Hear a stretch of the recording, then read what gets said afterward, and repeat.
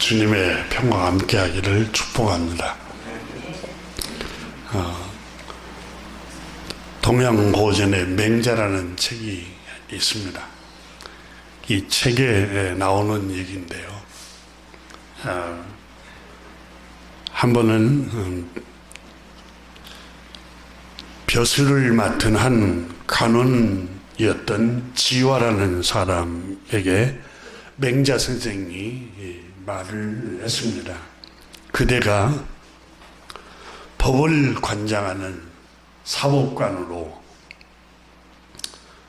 그 직책을 맡기를 간절히 사모하고 간청을 해서 그 벼슬을 맡았지 않았던가.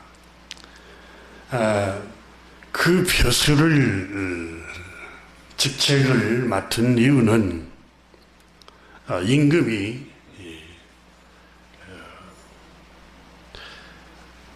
국가의 나라 일을 볼 때 공평하지 아니하고 악행을 저지르고 이런 일을 할 때 임금에게 간언을 할 수 있기 때문에 그 직책을 맡은 거 아니던가. 근데 이 직책이 맡은 지가 수개월이 지났는데 왜 아직 임금이 저렇게 악행을 저지르고 잘못된 길로 가는데도 불구하고 진언을 하지 않는가, 이렇게 말을 했습니다. 그때 이 지화라는 사람이 맹자 선생님께 말했습니다. 선생님, 제가 임금에게 여러 번 수없이 반복해서 임금님의 악행을 그 길을 가지 않도록 간행을 했고 폭행을 저지르는 일, 또 공평치 못한 일을 하는 일을 금하도록 끊임없이 얘기를 했습니다.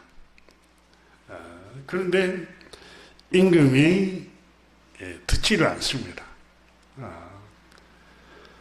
그러므로 사직서를 내고 벼슬을 그만두었던 것입니다. 이 소문이 제 나라 사람들까지 이렇게 퍼져나갔습니다. 발 없는 말에 천리를 간다고 금방 퍼져 나갑니다. 사람이 덕을 쌓으면 덕이 퍼져나가고, 악덕을 쌓으면 아무리 숨기고 은밀하게 해도 입을 막아도 그 악덕은 소리 없이 멀리 퍼져나갑니다. 사람들이 아무리 알아주지 않아도 정도의 길을 가면은 언젠가는 그 소문이 또 퍼져나가게 되어 있습니다. 또 이 간사함이나 악한 짓을 해도 다 숨겨도 반드시 그 소문은 퍼져나가게 되어 있습니다. 그래서 우리 속담에는 낱말은 새가 듣고 반말은 쥐가 듣는다라고 했습니다. 하나님의 말씀에도 비밀이 없다고 했습니다. 세상에 비밀이 없습니다. 그래서 에이브람 링컨 대통령이 미국에 노예를 해방시켰던 그분의 유명한 말 중에 최고의 정책은 정직이다. 정직하면 자신의 치부가 드러나기도 하지만 결국은 그게 최고의 정책이라는 거예요. 그 진심을 알아주고 진실을 알아준다는 거예요. 맹자가 지화라는 사람에게 권한 이야기를 제 나라 사람이 듣고 서로에게 쑥덕거리며 말을 했습니다. 맹자가 지화를 위해서 한 일은 잘한 것이지만 정작 맹자 선생은 지식이 있고 지혜가 있고 세상을 통찰하고 멀리 내다볼 수 있는 그런 지혜가 충만한데도 정작 자신을 위해서는 어떻게 하는지 잘 우리는 모르겠다고 한탄했습니다. 이 소식을 듣고 맹자의 제자 공도자라는 사람이 맹자에게 선생님, 제 나라 사람들이 선생님에 대해서 수근수근하고 지혜를 가지고 있으면서도 길을 제시하지 않는 것에 대해서 한탄하고 있다고 서로 말을 하고 있습니다. 그때 맹자가 선생님이 말했습니다. 내가 들은 바로는 관직을 맡은 사람은 자기 직책을 완수할 길이 없으면 떠나고 악행을 저지를 때에 간언의 책임을 맡은 사람은 아무리 간언을 해도 임금이 그걸 받아들이지 않으면 소용이 없다고 해서 떠난다고 했단다. 나는 일정한 직책을 맡겨주는 사람도 없고 그래서 진언할 책임이 내게 없다. 누가 내 말을 귀담아 듣겠느냐. 내가 무슨 권력을 갖고 있는 것도 아니고 높은 자리에 있는 것도 아닌데 누가 내 말에 귀를 기울인단 말이냐. 이렇게 대답을 했습니다. 여러분, 당대에 맹자는 유명하지 않았습니다. 자, 맹자의 말을 귀담아 듣지도 않고 누가 이 맹자가 지혜와 지식이 통찰력이 충만하다는 것을 알아주는 사람이 없었습니다.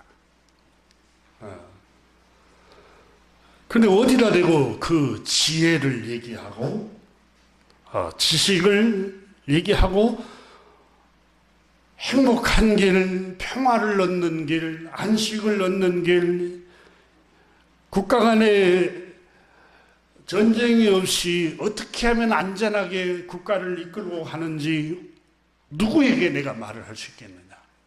듣는 사람이 없는데 아무리 지식과 지혜를 가지고 지혜로운 책략을 가지고 있어도 알려주려고 해도 듣지도 않고 들을 사람이 없는데 내가 어떻게 무엇을 할 수 있겠느냐 하고 그 제자에게 대답을 했던 게 맹자 책에 나옵니다.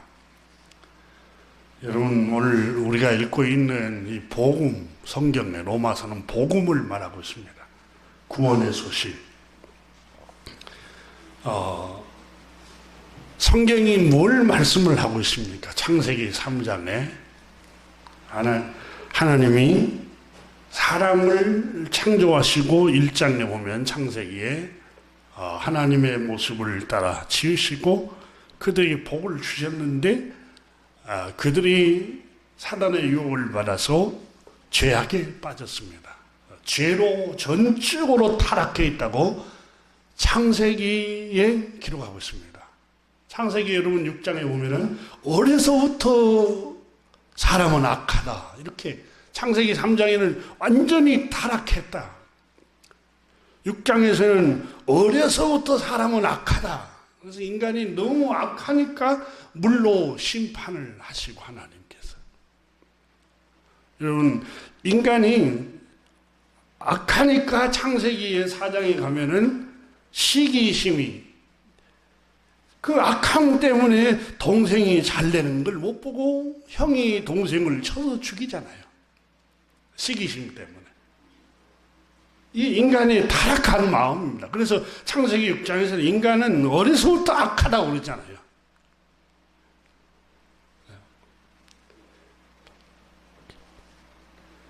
그래서 물로 심판을 하시고 하나님께서 창세기를 통해서 인간이 얼마나 악한가를 나타내 보여주셨습니다.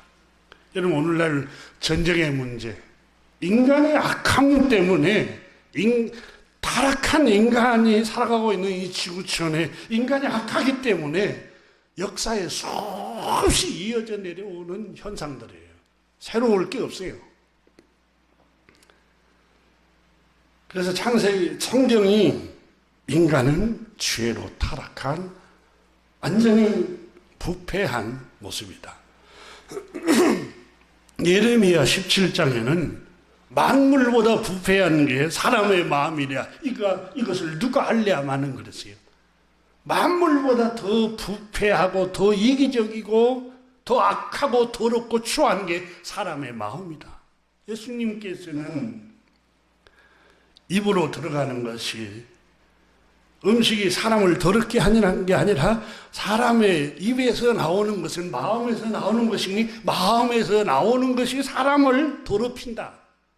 악한 생각, 음란한 생각, 시기, 미움, 질투, 탐욕 이런 악한 생각이 사람의 마음에서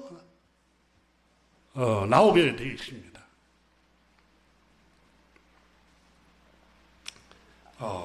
여러분 우리 어렸을 적에 엄마 아빠가 새 운동화만 사줘도 그걸 자랑하고 싶어요. 새 운동화 없는 아이들한테 어린 아이도 그런 마음을 자기를 나타내고 자기를 자랑하려고 하는 마음을 여러분 다른 사람은 갖고 나는 가지고 있지 않으면 상대적인 박탈감을 느껴서 불행을 느낍니다. 사람은. 그래서 내가 자랑하면 상대방은 불행을 느끼는 거예요. 그래서 성경은 배려를 해서 자랑하지 말라고 하나님께서 말씀하십니다. 근데 이렇게 율법은 성경은 인간은 죄로 타락해서 죄인입니다. 인간은 창세 이후로 어려서부터 죄로 타락해서 죄 가운데 빠져 있습니다. 이게 성경이 우리에게 말씀하시려고 하는 주제예요. 구약 성경의 주제. 그래서 인간의 스스로는 구원에 이를 수 없습니다. 인간은 스스로 어려워질 수가 없습니다. 이게 율법이 말하려고 하는 말씀이에요.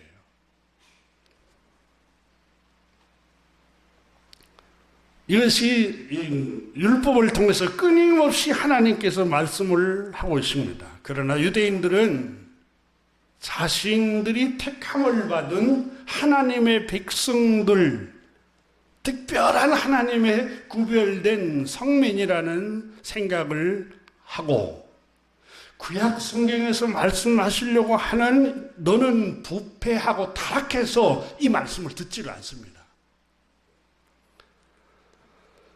우리 율법의 행위로 어려워질 수 있는 존재야. 자기를 대단한 존재로 생각한 거예요. 자기 율법의 행위로 하나님의 의에 이룰 수 있다라고 생각한 겁니다. 그래서 구약 성경에서 말씀하시려고 하는 본래 하나님의 음성을 듣지를 못하고 있습니다.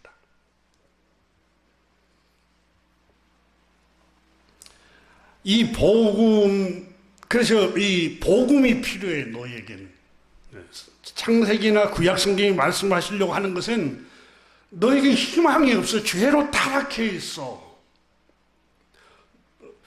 쉽게 말하면 깨끗한 옷, 빨래에 먹물이 다 엎질러져 버렸어요. 빨래를 해도 자국은 지워지지를 않아요. 인간이 죄가 우리 안에 죄성이 남아 있어요. 그러면 이걸 빨래를 지울 수 있는 진짜 특효약이 나와야 돼요. 특효 화학 성분의 비누가 나와야 돼요. 이와 같이 여러분, 죄에서 인간은 스스로 어려워질 수 없기 때문에 이 죄의 문제를 해결할 수 있는 것은 죄로 타락한 인간의 힘으로는 불가능해요. 하나님이 구세주를 보내주셔야 인간은 구원에 이를 수 있고 죄를 치료받을 수 있습니다. 이게 구약 성경이 말씀하려고 하는 큰 주제입니다. 이 말씀을 구약 성경이 율법이 계속 말씀하고 있어요. 율법이. 창세기, 출애굽기, 레위기, 민수기, 신명기 이 성경을 율법서라고 합니다. 이 율법서가. 그런데 이 율법서가 말하려고 하는 의도는 너라는 존재, 인간이라는 존재는 바로 이와 같은 상태에 있어. 너희의 현 주소는 바로 죄 가운데 있어. 부패한 상태야. 우리를 절망시키는 게 율법서입니다. 그래서 우리에게는 희망이 없어. 우리에게는 구원자가 필요해. 그걸 알려주는 게 율법서인데 듣지를 않습니다. 유대인들은.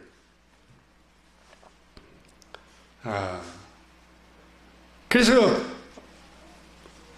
우리를 구원하시고 이 죄 문제를 해결하려고 하나님께서 우리 힘으로 안 되니까 구세주를, 구원자를 보내주시겠다고 율법과 선지자서에 기록을 하고 있어요. 그래서 이 선지자들이 전하고 복음을 전하고 구세주가 우리에게는 필요해.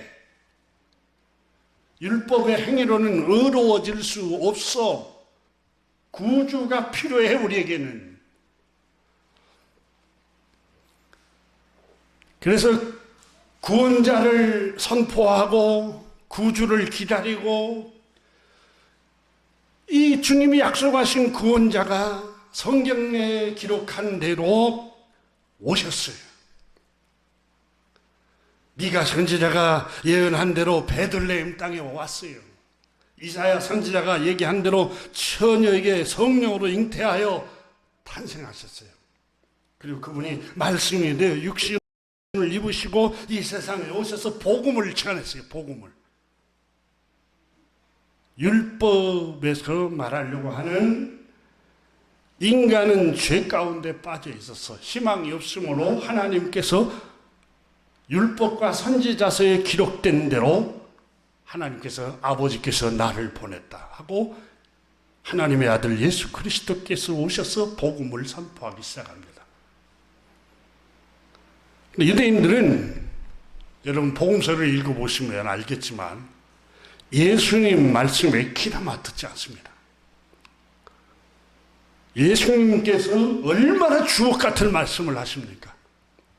특히 산상수훈, 마태복음 5장, 6장, 7장은 여러분 진짜 주옥 같은 말씀이 기록되어 있잖아요. 그런데 전혀 듣지를 않습니다. 주님의 말씀을. 그래서 사도 요한은 요한복음 1장에 자기 땅에 오매 자기 백성이 영접지 아니하였더니 그러세요. 그는 만물을 지으신 자라. 말씀의 육신이 되어 우리 가운데 오셨다. 이렇게 선언하고 있어요. 그러나 유대인들은 전혀 듣지를 않고 영접지 않았습니다. 참 놀라운 게 눈앞에 보여도 눈은 보아도 깨닫지를 못하고 있습니다.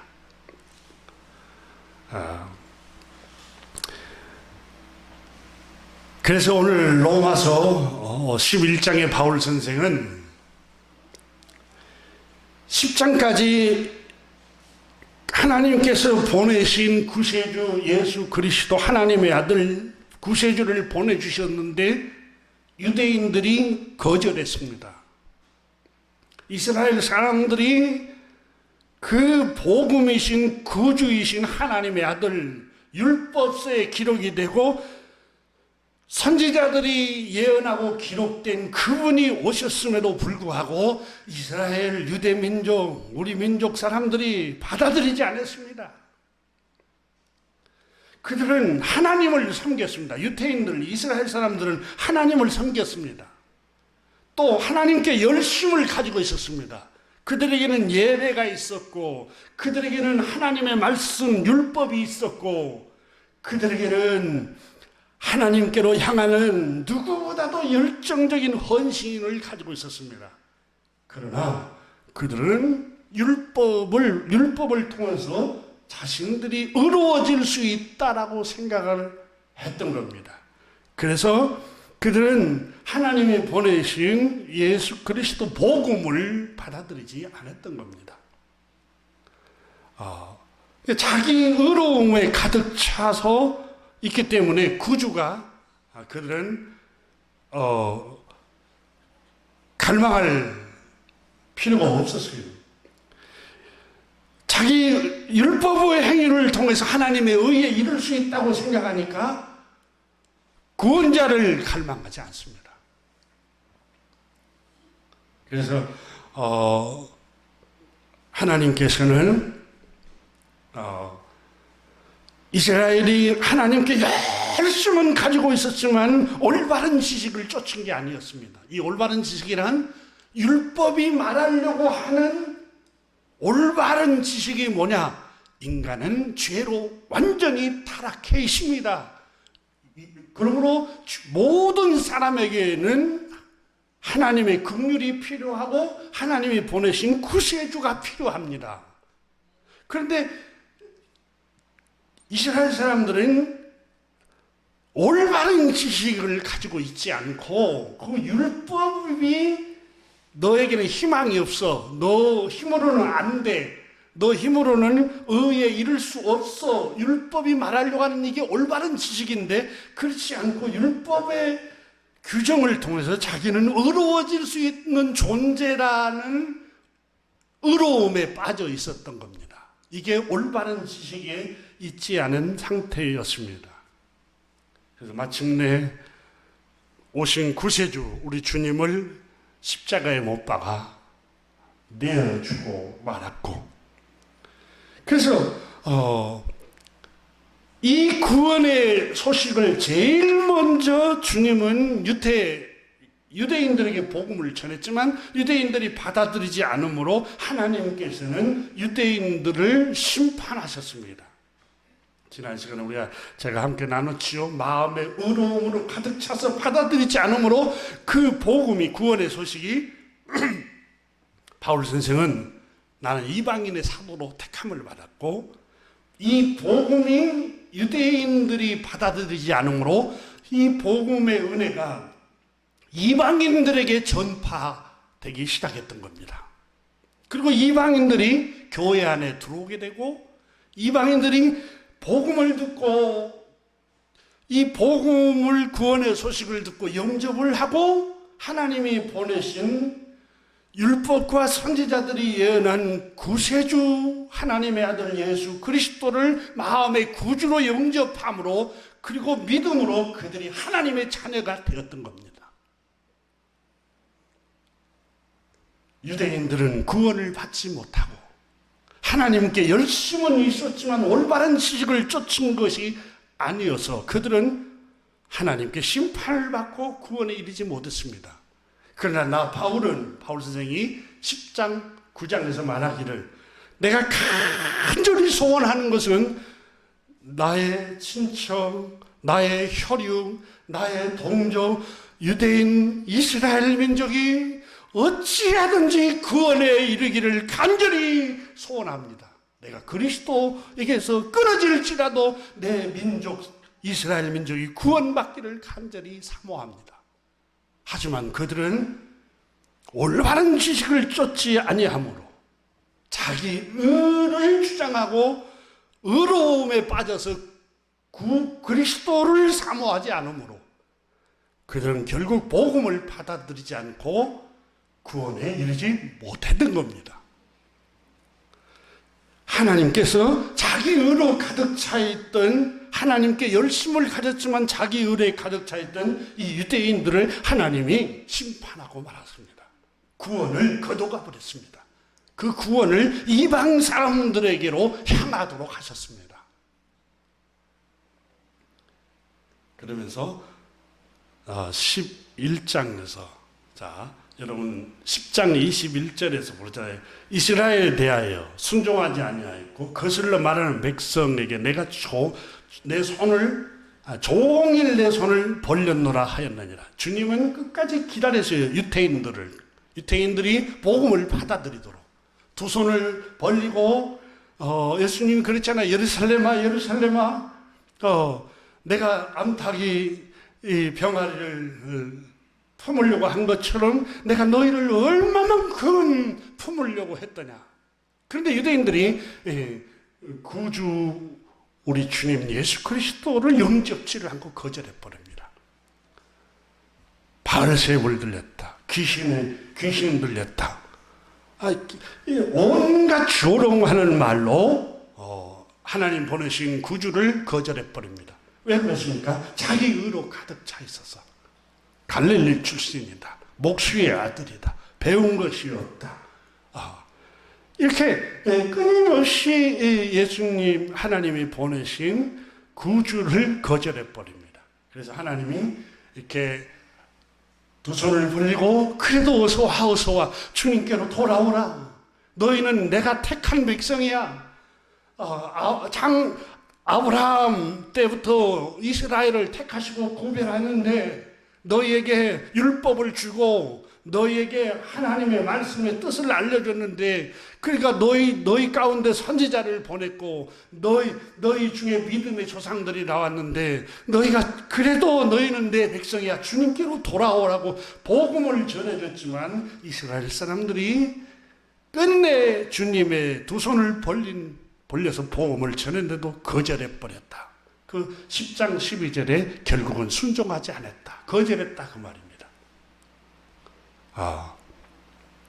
그래서 11장에 오늘 우리가 이제 공부를 합니다. 11장. 그러므로 바울 선생이 그래서 내가 말하노니 1절 보세요. 그러므로 내가 말하노니 바울이 지금 하신 말씀이다. 바울 선생이 그러므로 나 바울이 말하노니 하나님이 자기 백성을 버리셨느냐? 완전히 버려버리신 거 아니냐?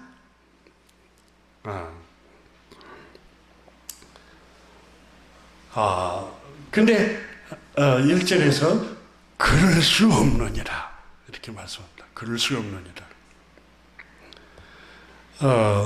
완전히 이스라엘 백성들을 전부 다 버리고 구원의 은혜를 이방인들에게만 하나님이 은혜를 주셨다고 생각하지 마십시오. 그렇게 말합니다. 그러면서 바울 선생은 오늘 본문에 이렇게 말하고 있죠. 나도 이스라엘인이요 아브라함의 씨에서 난 자요 베냐민 지파라. 그러니까 그렇다고 이스라엘 백성들이 다 거절함으로 복음을 거절함으로 10장에서 그랬잖아요. 내가 백성이 아닌 백성을 내 백성으로 삼을 것이고 그래서 이스라엘을 시기나게 할 것이다 라고 10장에 그랬잖아요. 그러니까 하나님께서 이스라엘 백성들에게 복음을 거절함으로 이방인들에게 복음이 전파되고 이방인들이 하나님의 자녀가 되고 구원받은 백성이 되고 교회 안으로 들어오기 시작을 했다는 거예요. 그리고 이스라엘 백성들은 구원에서 떠나버리고 하나님 품에서 떠나버리고 복음을 받아들이지 않았는데 왜 그들은 눈이 가렸을까요? 자기 의에 가득 차고 교만으로 가득 차서 나는 율법의 행위로 의로워질 수 있는 그런 존재야. 그러니까 창세기나 여러분 율법서는 너는 완전히 부패하고 너는 전적으로 본질적으로 타락했어. 이걸 듣지를 않는 거예요. 자기가 무슨 대단한 의에 이를 수 있다라고 스스로 생각하는 거예요. 저도 이 로마서를 성경을 깊이 이해하지 못했을 때는 그런 생각을 했습니다. 도덕적으로 윤리적으로 어려서부터서 이렇게 살아오다 보니까 내가 왜 죄인이야? 내가 상대적으로 다른 사람에 비해서 그런 악한 짓을 하지 않았는데 내가 왜 타락했어? 그래, 하나님께서 나의 내면을 들추기 시작하고 복음을 깨닫고 나니까 만물보다 부패한 게 나의 마음이구나. 나에게는 구원의 은혜가 필요하구나. 그걸 이 복음을 깨닫기 시작했던 겁니다. 그래서 바울 선생은 결국은 이스라엘 유대인들은 율법의 의로움으로 가득 차 있고 교만함으로 가득 차서 복음이 필요성을 못 느낀 거예요. 복음이 필요성을 못 느꼈어요. 여러분, 예수님이 그랬잖아요. 왜 세리들과 함께 식사를 하고 친구가 됩니까? 라고 바리새파 사람들이 물었을 때 건강한 자에게는 의원이 필요 있더냐? 건강한 사람에게는 의사가 당장 없어도 상관없잖아요. 내가 건강하니까. 의원이 필요한 사람은 병든 사람이다. 몸이 아프고 연약하고 이 사람이 의사가 필요하다. 그러니까 자기가 병들고 자기가 곧 아픔에 빠져 있고 병에 시달리면은 이 병에서 치료할 의사가 명의가 어디 있을까? 다 찾고 갈구하잖아요. 근데 이 건강한 사람은 의사가 필요 없듯이 예수님이 말씀하셨습니다. 이 세리와 이 죄인들은 여러분 지금 간절히 의사를 갈망한 것이에요. 자기는 죄인들이고 율법으로 말하면 죄 가운데 빠진 사람들이 여기서 나를 고쳐줄, 이 죄에서 고쳐줄 자, 죄에서 구원할 자, 죄에서 나를 건져낼 의사를 늘 갈망하는 거예요.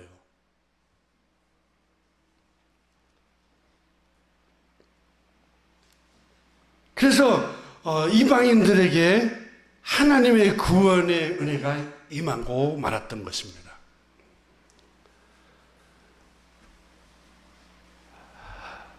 마침내 이방인들이 구원을 받고 하나님의 복음을 듣고 믿고 영접함으로 하나님의 백성이 되었습니다. 그것을 로마서 10장에서는 유대인들에게는 그것이 시기심과 질투가 나게 했다. 이렇게 기록하고 있습니다. 교만한 유대인들에게는 하나님께서 심판하시고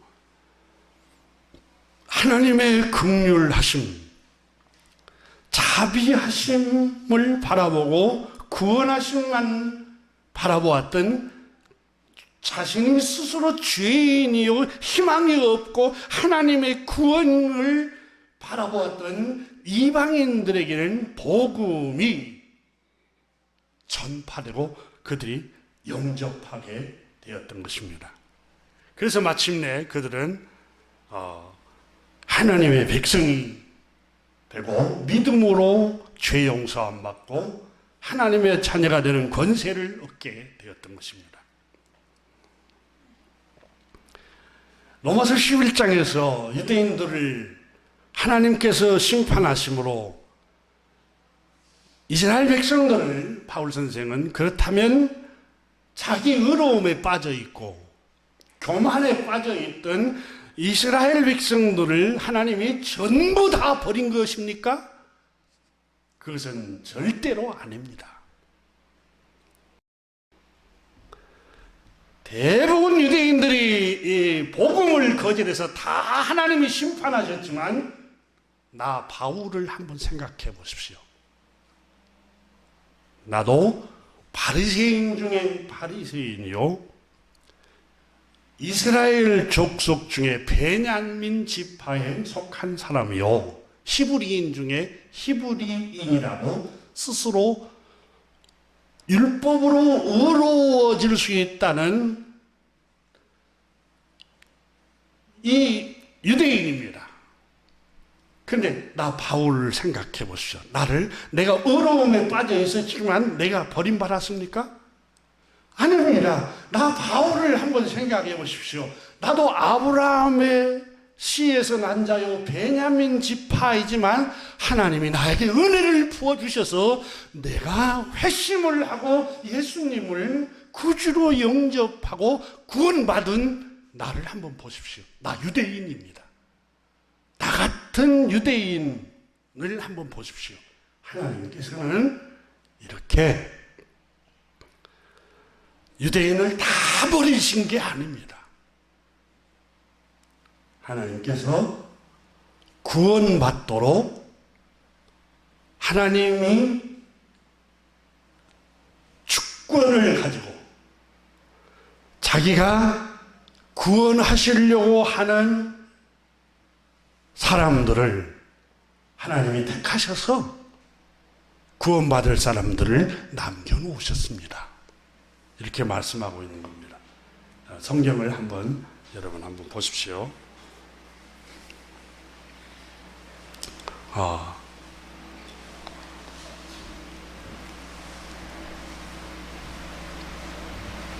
7절을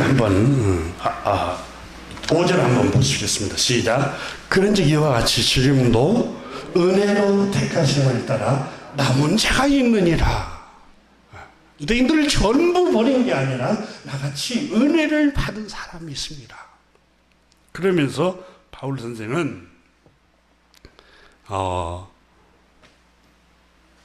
이렇게 말씀합니다. 2절을 한번 보시면 하나님이 그 미리 아신 자기 백성을 버리지 아니하셨나니. 그래서 미리 아신 자들을 그러니까 미리 선택하고 구원의 은혜를 주시려고 선택하고 미리 정해놓은 사람들은 절대 버리시지 않습니다. 그 얘기를 하고 있는 겁니다.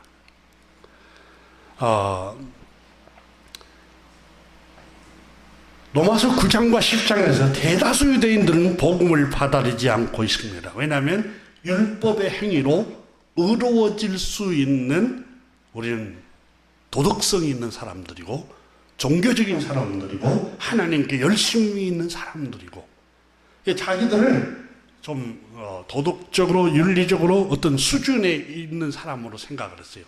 성경은 너는 아니야. 모든 사람은 아담 이후에 죄로 완전히 부패했어. 이걸 못 받아들이고 있는 거예요. 그래서 이방인들이 유대인들이 복음을 받아들이지 못하므로 이방인들은 자기들이 스스로 죄인이라는 사실을 인식을 합니다. 문란하게 살고 도덕적으로 윤리적으로 아주 형편없이 살아서 죄인이라는 생각을 했던 것이 분명합니다. 그래서 자기들은 구원에 이를 수 없어서 하나님이 은혜만이 구원에 이를 수 있다는 걸 그들은 인식을 했습니다. 그래서 구원은 오직 하나님께서 은혜를 부어주셔야만이 나에게는 죄 용서함을 받고 구원에 이를 수 있다라고 생각했던 것입니다. 구원은 오직 하나님께서 보내주신 구원자이신 구세주를 통해서만 그분을 믿음으로써만 하나님이 구원을 선물로 주는 거지 어떤 민족적으로 우월하다고 해서 구원을 준 게 아니고 혈통적으로서 우월한 종족이라고 해서 구원을 준 게 아니라는 겁니다. 그래서 혈통적으로나 민족적으로 우월하다고 스스로 생각하는 이스라엘을 유대인이라고 그러기도 하고 유대인들을 히브리인이라고도 하고 똑같은 말이에요. 이스라엘, 유대인, 히브리인 다 똑같은 말입니다. 우리를 대한민국, 조선 사람, 북한, 남한 사람 이런 다 똑같은 우리 한 민족이잖아. 이렇게 부르듯이 말입니다. 근데 로마서 10장 11절에 보면은 누구든지 예수를 믿으면 그랬어요. 그리고 11절에서도 누구든지 믿으면, 이건 종족하고 상관없다는 거예요. 어떤 민족하고도 상관없어요. 그 13절에서도 누구든지 하나님께서 보내신 구주 예수 그리스도를 믿고 부르는 사람들은 구원을 얻으리라. 구원은 어떤 민족과 종족과 아무런 관계가 없습니다. 가문하고 혈통하고도 아무 관계가 없습니다. 전혀 문제가 되지도 않고 차별이 없습니다. 저분이 목사, 장로님, 신앙 아주 좋은 가문의 가정에서 태어났대 아무 관계 없습니다. 유대인이기 때문에 구원을 받는 것이 아니며, 또한 선한 일을 하고 종교적이기 때문에 구원을 받는 것도 아닙니다. 그렇다고 여러분 선한 일을 안 해도 된다는 그런 의미가 아닙니다. 구원받은 사람은 더 착한 일을 해야 됩니다. 그러나 그 선한 일 때문에 구원을 받는 게 아닙니다. 구원은 오직 하나님이 보내주신 구주를 믿음으로 하나님께서 구원의 은혜를 선물로 주시는 것입니다.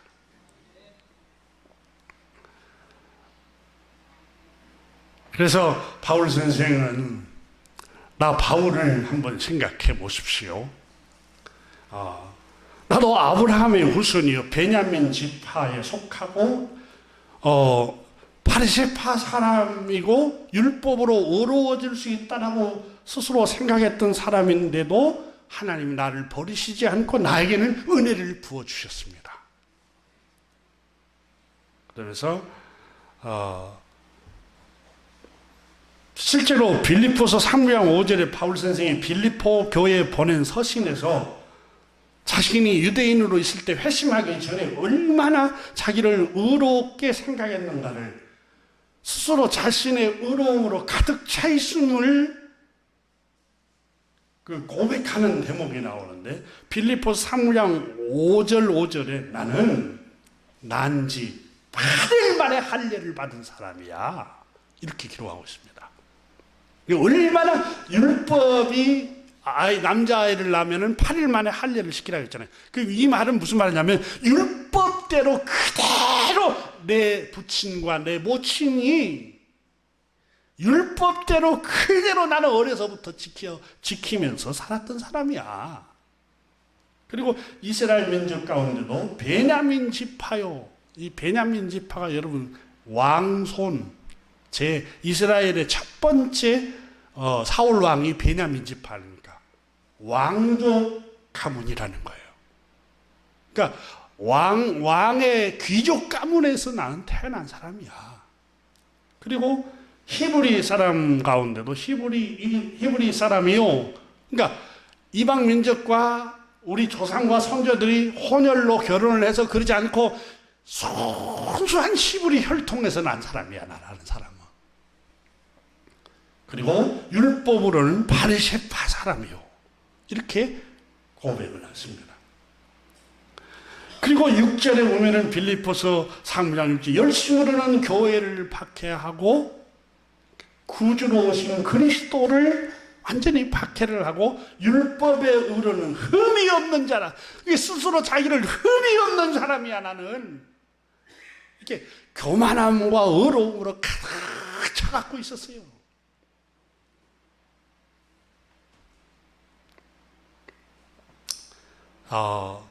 디모데전서 1장 13절은 회심을 하고 바울 선생이 이렇게 고백합니다.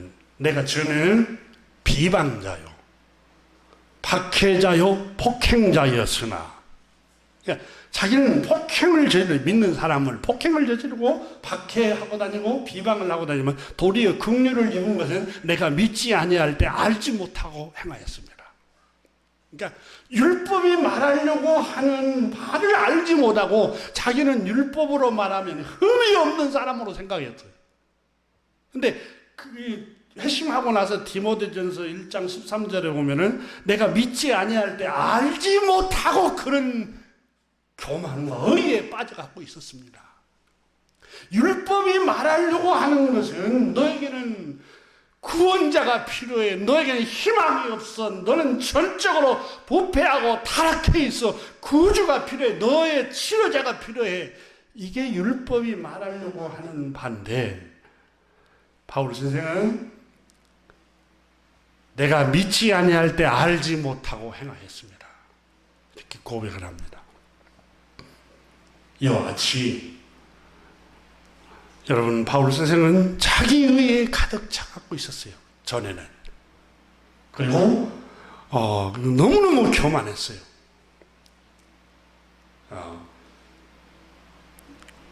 구주를 핍박하고 구주를 믿는 자를 잡아다가 가두고 박해를 하고 폭행을 저질렀던 사람이에요. 사도행전에 가면은 스데반 집사님이 돌로 쳐 죽일 때 그때 같이 가담했어요. 죽이는데.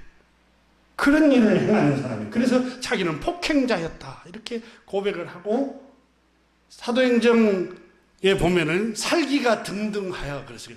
사람을 죽이려고 하는 살기를 가지고 그리스도인들을 잡아다 가둔 그런 사람이었어요. 그런데 주님께서 하나님이 유대인들을 다 버리셨느냐? 그렇지 않습니다.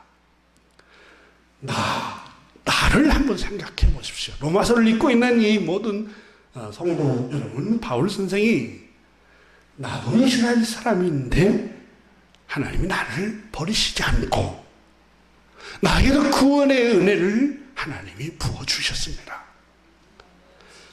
이것은 어떻게 이해를 해야 될까요? 어떻게 해석을 해야 될까요? 내가 폭행자요, 비방자요, 의에 가득 찬 사람이요, 그리스도를 박해하는데 제일 앞장선 사람인데 하나님의 은혜가 아니면은 어떻게 설명이 가능하겠습니까? 그것은 하나님께서 당신의 백성으로 미리 구별하시고 선택하시고 당신의 백성으로 뽑으신 자들은 절대로 버리지 않습니다. 언젠가는 주께로 돌아오도록 회심시킵니다. 이것이 여러분 오늘 본문 로마서 11장에서 2절에서 하나님이 그 미리 아신 백성을 버리지 아니하셨나니 하나님께서 이미 택한 백성을 버리지 아니합니다. 그러면서 자기 예를 먼저 1절 들었죠. 그래서 2절에서는 이제 엘리야 시대를 인용을 하면서 엘리야 시대에 있었던 일을 한번 생각해 보십시다 하고 바울 선생이 엘리야 얘기를 합니다. 엘리야는 여러분 아합 왕과 폭군인 여우 같은 이세벨이라는 여자에 의해서 계속 박해를 당하고 하나님의 선지자들을 다 칼로 죽였던 아합 왕과 이세벨 아닙니까? 그러니까 다 죽이고 지금 엘리야도 죽이려고 합니다. 그러니까 엘리야가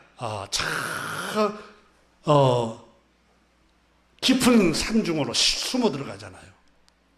그리고 하나님 앞에 엎드려서 울며 기도합니다. 주님, 이 폭군인 아합 왕과 여우 같은 이세벨이 하나님의 거룩한 선지자들을 다 칼로 못 베어서 죽여버렸습니다. 그리고 하나님의 성전을 다 헐어버리고 하나님께 예배를 못하도록 합니다. 그리고 그 두려움 때문에 창조주 하나님을 믿는 하나님의 백성들이 다 신앙을 포기해버리고 세상으로 돌아가버리고 바알신을 섬깁니다. 그런데 주님, 나 혼자 남았습니다. 이렇게 기도를 드립니다. 그때 하나님께서 엘리야에게 엘리야야 하고 음성이 들립니다. 발 앞에 무릎 꿇지 않는 자가 너 혼자가 아니야. 여기에는 여러분 두 가지 의미를 싣고 있습니다. 너 혼자 신앙 잘 지켰다고 어려운 척 하지 마. 그 의미도 들어있어요. 끝까지 나만 홀로 충성을 했고, 나만 홀로 발 앞에 무릎을 꿇지 않고, 나만 홀로 신실하게 살았습니다. 그 어려운 척 하지 마. 하나님 앞에 겸손해야 돼. 그러면서 발 앞에 무릎 꿇지 않는 자 7,000명을 내가 숨겨두었어. 여러분, 진짜 그리스도인 중에 숨겨있는 사람들이 많습니다. 그건 직책하고 아무 관계가 없습니다. 목사, 장로, 권사, 평신도 아무 관계가 없어요. 정말 믿음을 지키고 그리스도께 순종하고 하나님의 사람들을 하나님께서 알려지지 않도록 숨겨놨다는 거예요. 숨겨놨어. 여러분, 우리는 유명한 그리스도인들, 유명한 목회자들, 이름난 교회, 이게 아닙니다. 여러분, 숨겨진 그리스도인들, 하나님 앞에서 믿음을 지키고 순결을 지키고 신실함을 지키는 하나님의 사람들을 하나님이 지금도 여전히 숨겨놓았어요. 여러분, 우리가 생각지도 못한 사람들이 하나님 보실 때 기뻐하고 신실하고 순수하게 하나님을 섬기는 사람들이 있어요. 상상이 안 갈 정도란 말입니다. 그래, 이 본문은 지금 바울 선생이 그 얘기보다도 지금 다 발 앞에 무릎을 꿇고 하나님을 섬기지 않기로 다 포기해버리고 구원받는 사람이 없고 나 혼자 남았는데 바울 선생이 아니야. 하나님께서 말씀합니다. 7,000명 구원받을 사람 7,000명을 숨겨두었어. 그 예를 들고 있지요. 주여, 엘리야가 고백합니다. 3절에 그들이 주의 선지자를 죽였으며 주의 제단을 헐러버렸고 나만 남았는데 내 목숨도 찾았나이다 하니 4절에 하나님께서 그에게 대답하신 것이 무엇이냐? 내가 나를 위하여 발 앞에 무릎 꿇지 아니한 사람 7,000명을 남겨두었다 하셨으니, 이 예를 들고 그 다음 하시려고 하는 말씀이 5절이에요. 5절 한번 봅시다. 그런즉 이와 같이 지금도 은혜로 택하심을 따라 남은 자가 있느니라. 지금도 하나님의 은혜로 택하심을 입은 구원받을 백성들이 유태인 중에는 지금도 하나님이 은혜로 남겨둔 사람들이 있다. 그렇게 말씀하고 있습니다.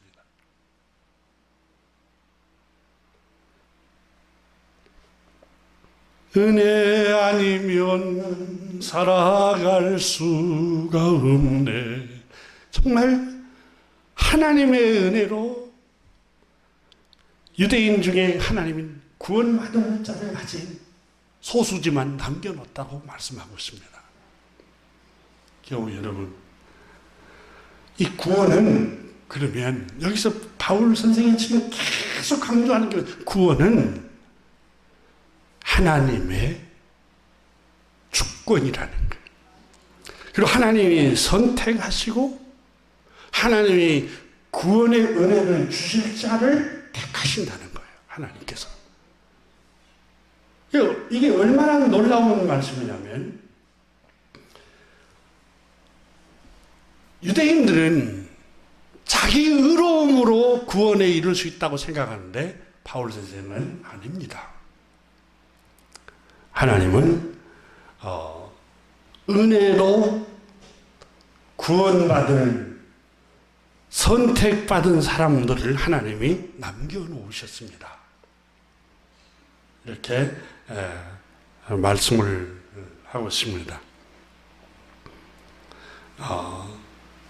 사랑하는 교우 여러분, 오늘 성경은 우리에게 무엇을 교훈합니까? 우리의 구원은 하나님이 그저 주시는 은혜입니다. 은혜.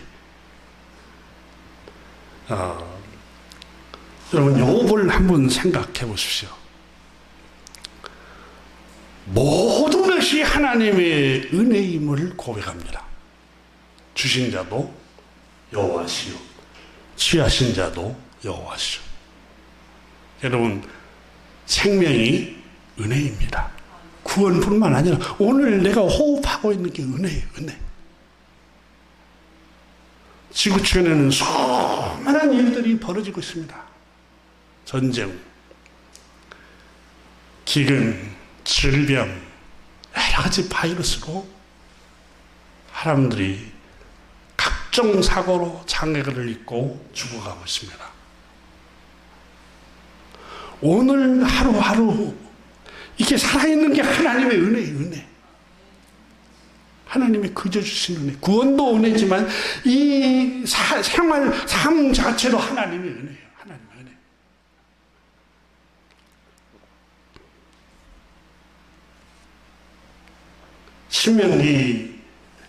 신명기에서의 제가 지난주에 늘 주일마다 강조한 것 중에 하나가,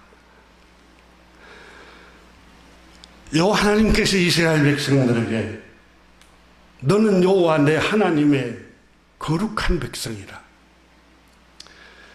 내 하나님 여호와께서 지상 만민 중에서 너를 자기 백성으로 구별하고 선택하셨다.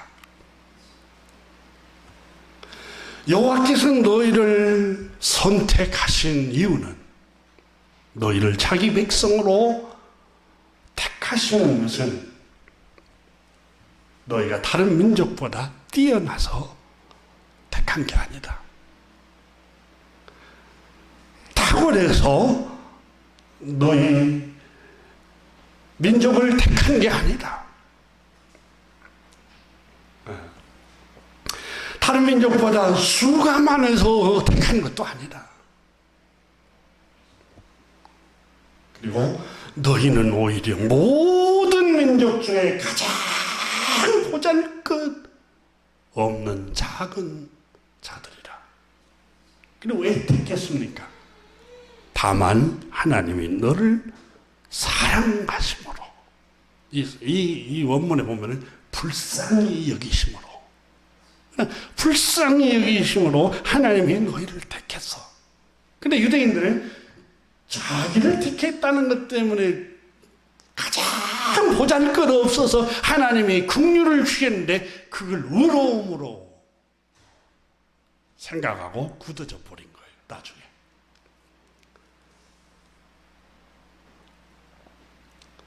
창세기 여러분 1장에 왜 하나님 앞에서 우리 모두가 겸손하고 하나님의 은혜에 감사해야 될까요? 하나님 우리를, 사람을 빚으실 때 흙으로 빚으시고, 이 흙을 히브리 말로 원문에 보면은 먼지를 이겨서, 먼지를 모아가지고 이겨서, 우리의 존재가 먼지라는 사실을 창세기는 선포합니다. 겸손하라는 거예요. 이 창조주 하나님 앞에서. 그렇잖아요. 우리는 흙에서 와서 흙으로 돌아가고 먼지가 돼버리잖아요. 우리 육체는. 우리 근육을 자랑하고 미모를 자랑하고 젊음을 자랑해도 여러분, 우리 몸은 먼지가 돼버립니다. 점점. 이사야 45장 9절에 하나님께서 질그릇 조각 중 한 조각 같은 자가 자기를 지으신 이와 더불어 다툴진대 화 있을진저. 질그릇 조각 중에 한 조각에 불과한 거 아니냐 너희들. 우리는 교우 여러분 은혜로 살아가고 있어요. 우리의 생도 은혜요, 구원도 하나님의 은혜로 하나님 구원의 은혜를 잊게 된 거예요. 은혜로. 나라는 존재가 누구입니까? 율법으로 어려워질 수 있는 수준 높은 도덕적으로 윤리적으로 높은 종교적으로 높은 존재가 아닙니다. 질그릇 한 조각 중에 한 조각만 또 못한 자에 불과합니다. 유대인들은 자기들이 누구인 줄 인식하지를 못했습니다. 율법을 가지고서도 자기 힘으로 가득 차 있었던 것입니다. 교우 여러분, 우리 한번 돌아봅시다. 율법이 말하려고 하는 게 뭡니까? 모든 입을 막고 하나님의 심판 아래 있다는 사실을 깨닫게 하려면, 율법은 우리는 어떤 존재며 나는 어떤 상태에 있으며 나는 얼마만큼 비천한 상태에 있는가, 이걸 보여주고 있는데, 그 율법을 통해서 우리는 여러분, 나 성경 10도 했어. 성경이 말하려고 하는 게 너 형편없어, 이걸려고 하는데 나 10독이나 했어, 나 100독 했어, 나 성경 공부 얼마나 수준 높게 한 줄 알아? 전혀 율법이 말하려고 하는 것하고는 정반대로 가버리는 거예요.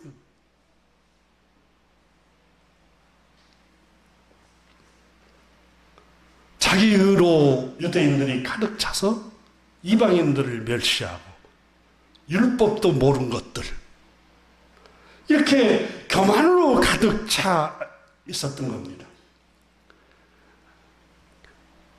이사야 10장 15절에 보면은 막대기에 불과한 자다. 막대기를 드는 자는 창조주 하나님이고 막대기에 불과해요. 하나님의 은혜를 주시지 않으면 막대기는 여러분 뒹굴뒹굴하죠. 하나님이 그걸 들어주실 때 건강으로 하나님이 회복하기도 하고 쓰임받기도 하고 그러는 거예요.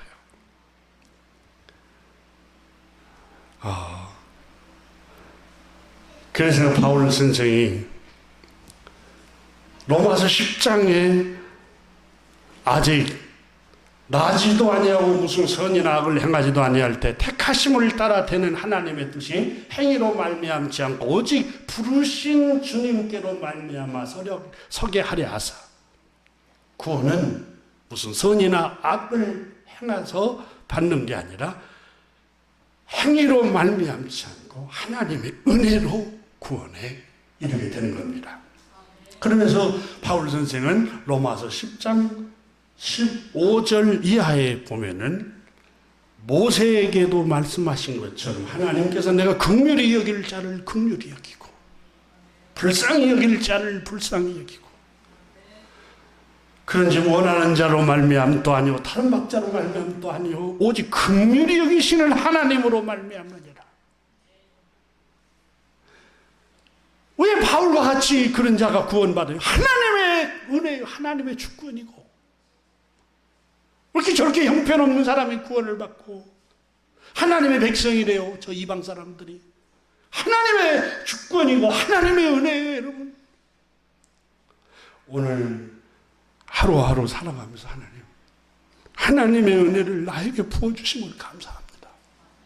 이렇게 다 감사하면서 생활하시기를 주님의 이름으로 축원합니다. 기도하겠습니다.